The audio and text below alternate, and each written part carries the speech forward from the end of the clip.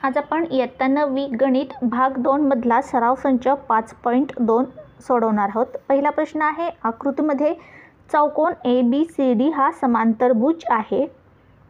बिंदू P व बिंदू Q हे अनुक्रमे बाजू AB व बाजू DC यांचे मध्यबिंदू आहेत। तर सिद्ध करा की चौकोन APCQ समांतरभुज आहे। आता पहा, ADBC हा जो चौकोन दिसतोय तो समांतरभुज आहे, आपल्याला उदाहरणात दिलेला आहे।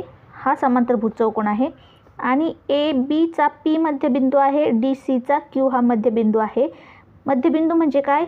हे आणि हे इकडचं अंतर समान आहे, म्हणजे समान दोन भाग केले आहेत या बिंदूने आणि या AB बाजूचे सुद्धा P बिंदूने समान दोन भाग केले आहेत। हा मध्यबिंदू आहे। आता आपल्याला सिद्ध करायचं आहे की हा नवीन तयार झालेला APCQ हा जो चौकोन आहे तो समांतरभुज आहे, आपल्याला सिद्ध करायचा आहे। आता आपण सिद्धता लिहिली खाली, P हा AB चा मध्यबिंदू आहे। AB चा P मध्यबिंदू आहे, आपल्याला दिले आहे, हे आपण पक्षामध्ये लिहू शकतो। त्यामुळे मग AP बरोबर PB बरोबर 1/2 AB म्हणजे काय लिहिले आपण? AP ही बाजू आणि PB ही बाजू समान आहे असं लिहिले। AP बरोबर PB आणि 1/2 AB म्हणजे AB ची ह्या दोन्ही बाजू अर्ध्या अर्ध्या आहेत असं आपण इथं लिहिले। नंतर Q हा रेख DC चा मध्यबिंदू हे आपल्याला दिलेला आहे। Q हा DC चा मध्यबिंदू हे आपल्याला दिले। मग DQ आणि QC ह्या समान आहेत आणि DC हे त्यांची निम्मी आहे, हे आपण इथं खाली लिहिले। DQ बरोबर QC ह्या दोन्ही बरोबर आहेत आणि DC त्यांची अर्धी आहे असं आपण दोन नंबर देऊन लिहिलं आहे। नंतर पूर्ण हा मोठा जो चौकोन आहे तो समांतरभुज आहे, हा आपल्याला उदाहरणात दिला आहे, म्हणून आपण खाली लिहिलं आहे चौकोन ABCD हा समांतरभुज आहे। मग AB बरोबर DC समांतरभुज चौकोनाच्या सम्मुख बाजू ह्या समान असतात, म्हणून AB आणि DC या सारख्या आहेत हे असं आपण इथं दाखवले। AB बरोबर DC।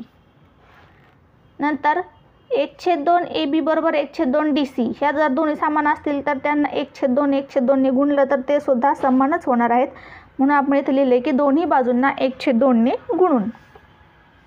मग AP बरोबर CQ पहा, 1/2 AB म्हणजेच काय? 1/2 AB म्हणजेच AP बरोबर 1/2 AB।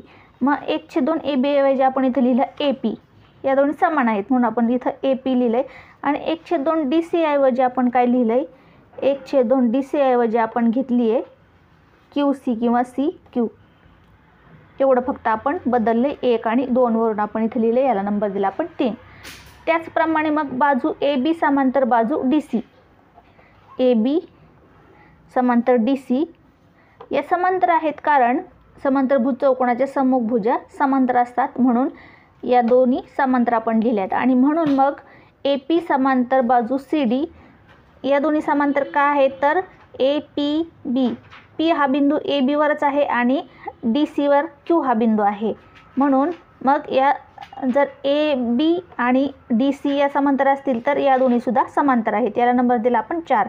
आणि मग चौकोन जो छोटा चौकोन तयार झालाय पुन्हा APCQ मध्ये सम्मुख बाजूंची एक जोडी एकरूप आणि समांतर आहे। 3 व 4 वरून आपण काय म्हणू शकतो की या नवीन चौकोनामध्ये सम्मुख बाजूंची एक जोडी एकरूप आहे। कोणती? AP आणि CQ ही एकरूप आपण दाखवली आहे आणि AP आणि CD ही समांतर दाखवली आहे। चौकोनामध्ये सम्मुख बाजूंची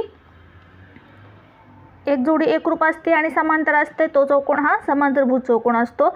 अशी समांतरभुज चौकोनाची कसोटी आहे, म्हणून मग हा चौकोन समांतरभुज आहे सिद्ध होतं, म्हणून आपण खाली लिहिले। म्हणून समांतरभुज चौकोनाच्या कसोटीनुसार चौकोन APCQ हा समांतरभुज आहे। आपला दुसरा प्रश्न आहे, कोणताही आयत समांतरभुज असतो हे सिद्ध करा। आता एक आयत आपण काढून घेतलाय, ABDC हा आपला आयत आहे आणि हा आयत आपल्याला सिद्ध करायचे की ते समांतरभुज असतो। मग पक्ष आपण लिहिलाय की पक्षामध्ये काय लिहितो आपण? जे उदाहरणात दिलं आहे। आता ABCD हा आयत आपण काढून घेतला आहे, म्हणून पक्षामध्ये लिहिलं आहे की आपण ABCD हा आयत आहे. साध्य आपल्याला काय करायचं आहे, चौकोन ABCD हा समांतरभुज आहे हे आपल्याला सिद्ध करायचं आहे. आपण सिद्धता दिली आहे खाली, चौकोन ABCD आयत आहे. हे आपल्या पक्षावरून साध्य होतं आहे की हे आपल्याला पक्षामध्ये दिलं आहे, म्हणून आपण इथे लिहिलं आहे की चौकोन ABCD हा आयत आहे. मग बाजू AD बरोबर बाजू BC व AB बरोबर बाजू CD. AD आणि BC या समान आहेत आणि AB बरोबर DC या समान आहेत, कारण त्या आयताच्या सम्मुख भुजा आहेत त्या समान असतात. आणि म्हणून मग चौकोन ABCDच्या सम्मुख भुजा एकरूप आहेत. आणि मग समांतरभुज चौकोनाची कसोटी आहे की ज्या चौकोनाच्या सम्मुख बाजूंच्या जोड्या एकरूप असतात तो चौकोन समांतरभुज असतो. मग आपल्याला इथं या सम्मुख बाजूंच्या जोड्या एकरूप सापडल्या आहेत, म्हणून हा मग चौकोन काय आहे, समांतरभुज आहे हे सिद्ध झालं आहे. म्हणून आपण खाली लिहिलं आहे, म्हणून समांतरभुज चौकोनाच्या कसोटीनुसार चौकोन ABCD हा समांतरभुज आहे. म्हणजे हा आयत समांतरभुज आहे हे आपलं सिद्ध झालं आहे. तिसरा प्रश्न आहे, आकृतीमध्ये बिंदू G हा त्रिकोण DEFचा मध्यगा संपात आहे. किरण DG वर बिंदू H असा घ्या की DGH आणि DG बरोबर GH. तर सिद्ध करा की चौकोन GEHF समांतरभुज आहे. चौकोन GEHF म्हणजे हा जो चौकोन आहे तो समांतरभुज आहे आपल्याला सिद्ध करायचे. आपण सिद्धता लिहिली आहे खाली, किरण DH व बाजू EF यांच्या छेदनबिंदूला M नाव दिले. यांच्या छेदनबिंदूला इथं आपण M नाव दिलं आहे. G हा त्रिकोण DEFचा मध्यगा संपात आहे. त्रिकोणाचा मध्यगा संपात बिंदू प्रत्येक मध्यगेचे 2:1 या प्रमाणात विभागतो. आता G हा त्रिकोणाचा मध्यगा संपात आहे, म्हणजे तो या DM ला 2:1 या प्रमाणात विभागतोय. म्हणजे DG 2 असेल तर GM 1 असेल, म्हणजे हा बिंदू G 2:1 या प्रमाणात विभागतो आहे. म्हणून मग आपण DG छेद GM लिहिलं तर 2:1 हे प्रमाण आपल्याला भेटतं, म्हणून आपण खाली लिहिलं आहे DG छेद GM बरोबर 2:1. आता समजा बाजू DG व बाजू GM यांचा गुणोत्तराची समानपट K घेतली, यांच्या दोघांच्या गुणोत्तराची आपण समानपट K घेतली तर DG बरोबर इथं 2K होईल आणि GM बरोबर इथं 1K होईल. म्हणून आपण खाली लिहिलं आहे DG बरोबर 2K. DG बरोबर 2K होईल, म्हणून आपण DG बरोबर 2K इथं लिहिलं आहे. GM बरोबर 1K किंवा मग 1 नाही लिहिला, नुसता K लिहिला तरी GM बरोबर 1K आपण इथं लिहिलं, याला 2 नंबर दिला आहे. आता त्याचबरोबर DG बरोबर GH पहा, DG बरोबर GH हे आपल्याला उदाहरण दिलं आहे. DG आणि GH, H बिंदू आपल्याला असं घ्यायला सांगितलं आहे की DG आणि GH हे अंतर सारखे येईल, म्हणून आपण हे दोन्ही अंतर सारखे घेतलेले आहेत. मग हे आपल्याला उदाहरणात दिलं आहे, आपण असं लिहिलं आहे.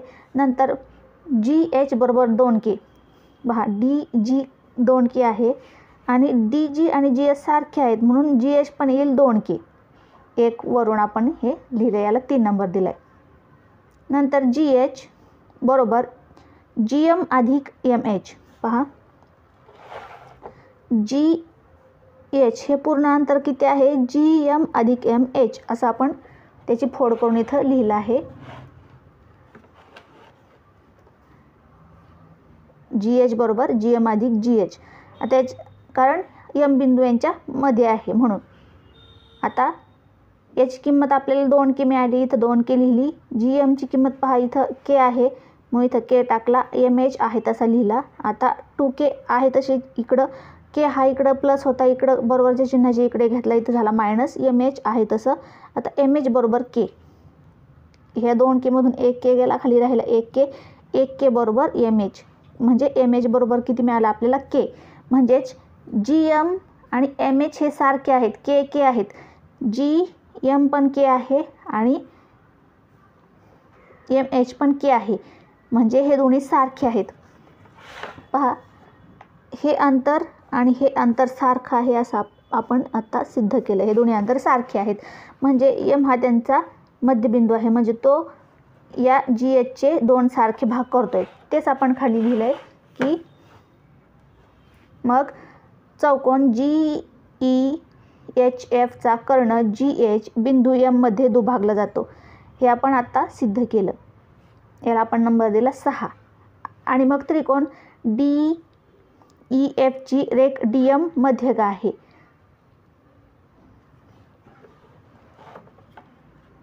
पहा, या त्रिकोणाची DM ही मध्यगा आहे, म्हणजे याचे सुद्धा मग 2 भाग होतात. ह्या कर्णाचे सुद्धा EF हा जो कर्ण आहे त्याचे सुद्धा हा इकडचा आणि इकडचा सारखा आहे, कारण हे मध्यगा त्याचे 2 भाग करते M बिंदूत छेदून. तेच आपण खाली लिहिलंय की मग म्हणून EM बरोबर FM ह्या कर्णाचे सुद्धा 2 भाग झाले आहेत. आणि चौकोन GEFAचा कर्ण EF हा M बिंदूत दुभागला जातोय. M बिंदूत तो कर्ण दुभागला जातोय आणि हे दोन्ही सारखे आहेत, म्हणजे या कर्णाचे 2 भाग झाले आहेत. असा हा चौकोन GEHF या चौकोनाचे GH आणि EF हे 2 कर्ण परस्परांना M बिंदूत दुभागतात. हे आपण आता सिद्ध केलंय. तेच आपण लिहिलंय चौकोन GEFचे कर्ण GH व कर्ण EF हे परस्परांना M बिंदूत दुभागतात. 6 व 8 वरून ते सिद्ध झालंय की ते 2 कर्ण एकमेकांना दुभागतात. आणि समांतरभुज चौकोनाचे एक कसोटी आपल्याला माहिती आहे की ज्या चौकोनाचे कर्ण परस्परांना दुभागतात तो चौकोन समांतरभुज असतो. म्हणून मग सिद्ध होते की GEHF हा समांतरभुज आहे. समांतरभुज चौकोनाच्या कसोटीनुसार ते सिद्ध होते. चौथा प्रश्न आहे, समांतरभुज चौकोनाच्या चारही कोणांच्या दुभाजकांमुळे तयार झालेला चौकोन आयत असतो हे सिद्ध करा. पक्ष चौकोन ABCD या समांतरभुज चौकोनात कोण ABCD चे अनुक्रमे किरण AS, किरण BQ, किरण CP व किरण DS हे दुभाजक आहेत.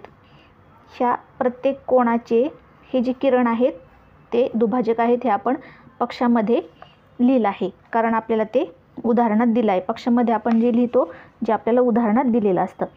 या दुभाजकामुळे इथे जो एक चौकोन तयार झाला आहे तो आयत आहे हे आपल्याला सिद्ध करायचे. PQRS हा आयत आहे हे आपल्याला सिद्ध करायचं आहे. आता साध्यमध्ये आपण लिहिलं आहे की चौकोन PQRS हा आयत आहे हे आपल्याला सिद्ध करायचं आहे.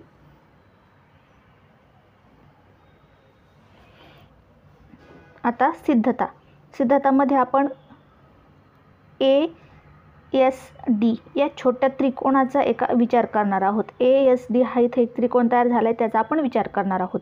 पहा, हा S कोण हा काटकोन आहे हे आपण सिद्ध केलं तर त्याचा हा विरुद्ध कोण काटकोन आहे हे सिद्ध होईल.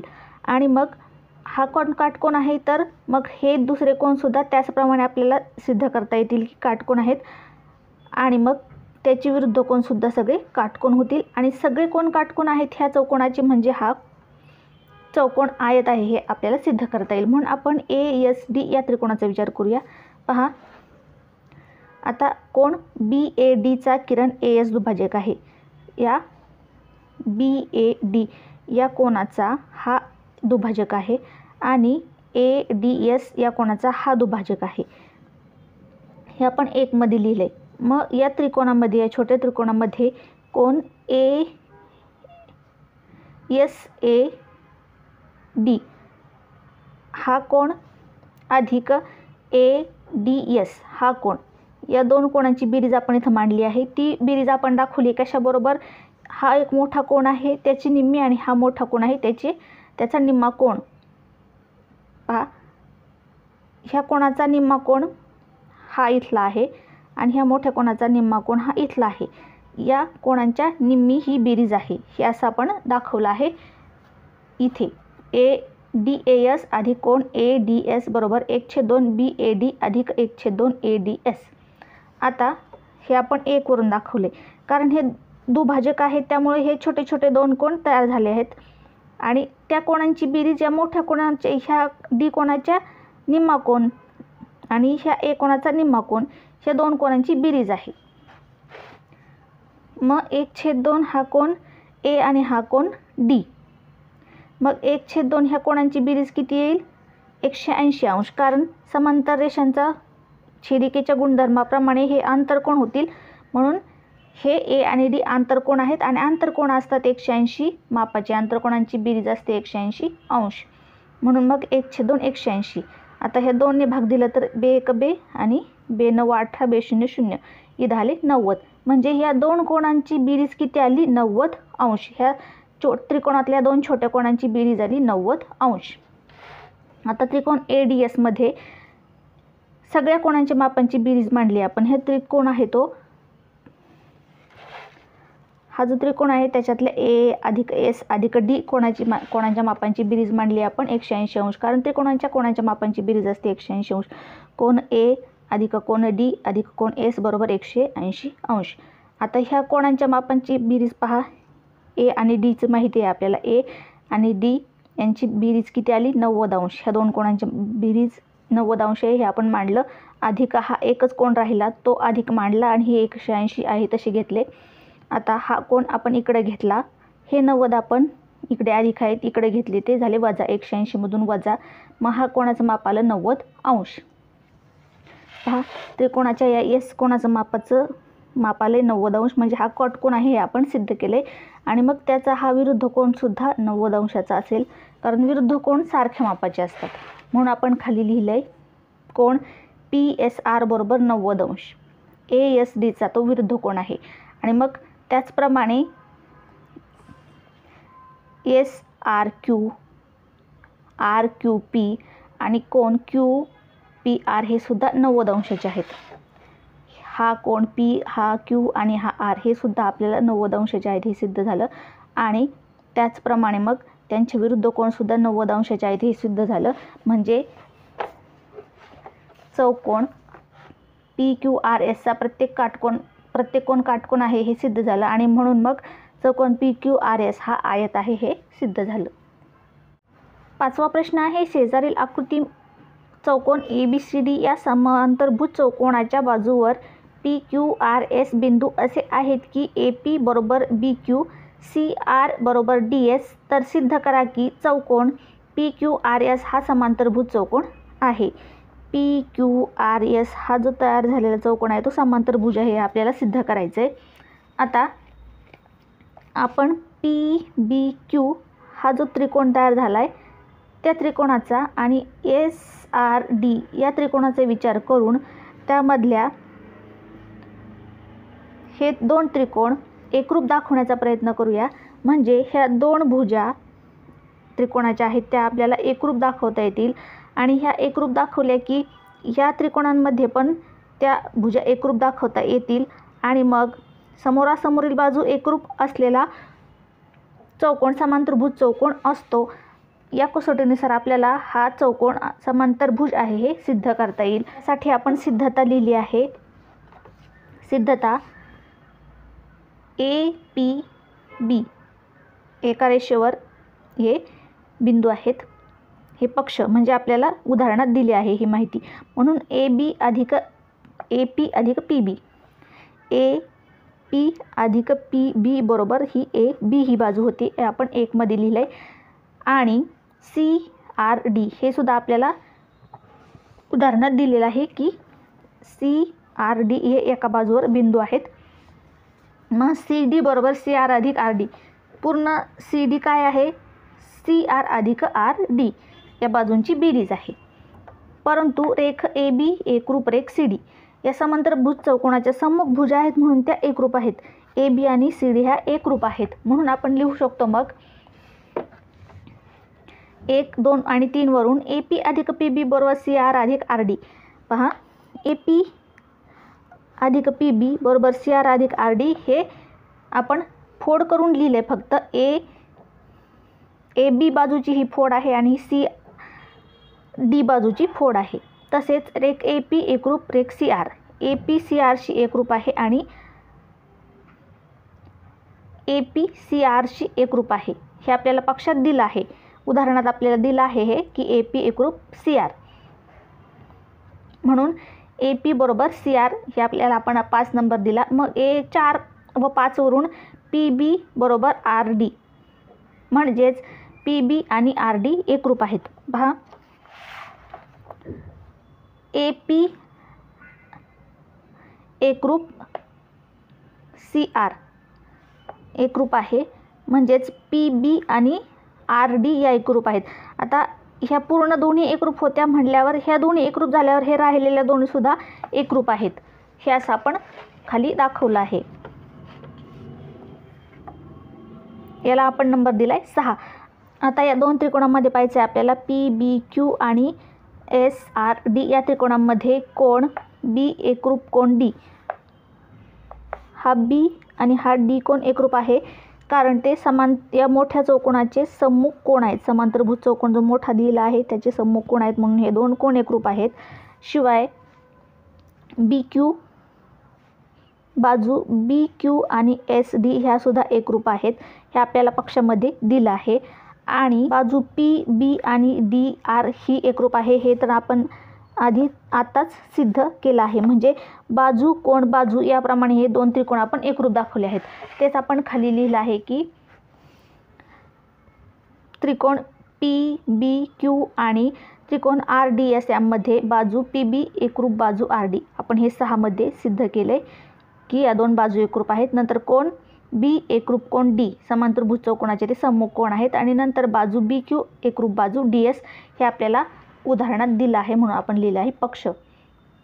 नंतर त्रिकोण PBQ एकरूप त्रिकोण RDS हे दोन त्रिकोण एकरूप आहेत कारण बाकोबा कसोटीनुसार बाजू कोण आणि बाजू एकरूप आहे, म्हणून हे दोन त्रिकोण एकरूप आहेत. मग रेख PQ एकरूप रेख RS एकरूप त्रिकोणाच्या संगत भुजा, म्हणून मग राहिलेली जी भुजा आहे ती सुद्धा एकरूप आहे. कोणती? RS ही SR आणि PQ हा जो चौकोन आहे त्याच्या ही एक बाजू आणि ही एक बाजू ह्या त्रिकोणांच्या राहिलेल्या संगत भुजा आहेत, म्हणून त्या एकरूप आहेत. आणि ह्या दोन एकरूप आहेत हे सिद्ध झालंय.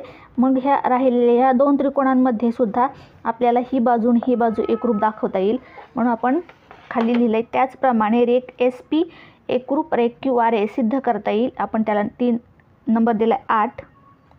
आणि 7 व 8 वरून मग चौकोन PQRS सम्मुख भुजा एकरूप आहेत, म्हणून मग चौकोन PQRS हा समांतरभुज चौकोन आहे. सम्मुख भुजा एकरूप असल्यामुळे समांतरभुज चौकोनांच्या कसोटीनुसार हा समांतरभुज चौकोन आहे, हे आपलं सिद्ध झालं आहे. आज आपण सराव संच 5.2 सोडवला. यानंतरचे सराव संच पाहण्यासाठी आपल्या चॅनल सबस्क्राईब करा.